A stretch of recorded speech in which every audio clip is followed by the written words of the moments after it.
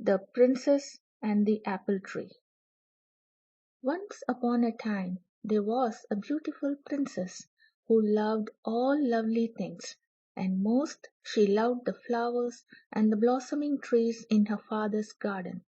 Now there was a humble man called Silvio, whose business it was to tend the flowers and the trees in the king's garden, and to him also they were a never ending happiness because of their beauty. So it was that their love for lovely things drew them together, and Silvio loved the princess, and sometimes they walked hand in hand together.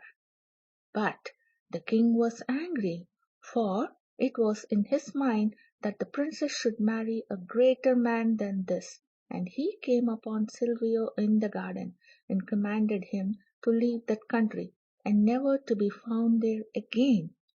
And Silvio said, "How can I leave the garden which I love?" Whereupon the king laughed and said, "Stay then," and touched him with the wand which he carried, and in a moment there was no Silvio there, but only another apple tree in the garden. For the king of that country was a great magician, and many were afraid of him. The days went by, and still the princess sought Silvio in the garden, but he did not come. So she went to her father, the king, and asked of him. And the king laughed and said, "He was pruning an apple tree. I did not like the way he pruned it. He will never come back." Then the princess said, "Which was the tree he was pruning?" And the king led her to the window and showed her the tree. And the princess was astonished, for she did not know that there had been an apple tree there. And when she was alone, she went to the apple tree, saying, "It is the last thing which he touched."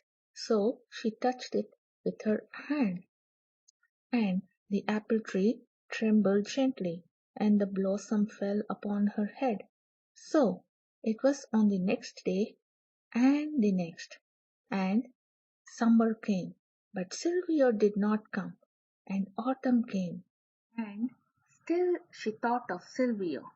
One day, while she was beneath the apple tree, she cried out suddenly, "Oh, Silvio, let me not forget you."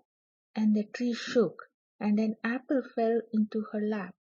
The princess took a little silver knife and peeled the apple so that the peel was unbroken, and she threw the peel over her shoulder, saying, "See whom I love." And she looked behind her, and there was the letter S upon the ground. So it was upon the next day, and the next, and upon the fourth day she took an apple from another tree, and the peel broke beneath her knife. And she picked a second apple, and the peel fell in this shape or that, whereupon she went quickly back to her own tree, and always an apple fell into her lap, and always it told her that it was Silvio whom she loved. There came a day when there was only one apple upon the tree. Then was she afraid, for she said, "How shall I know whom I love when the tree is empty?" So she went near to it, very close.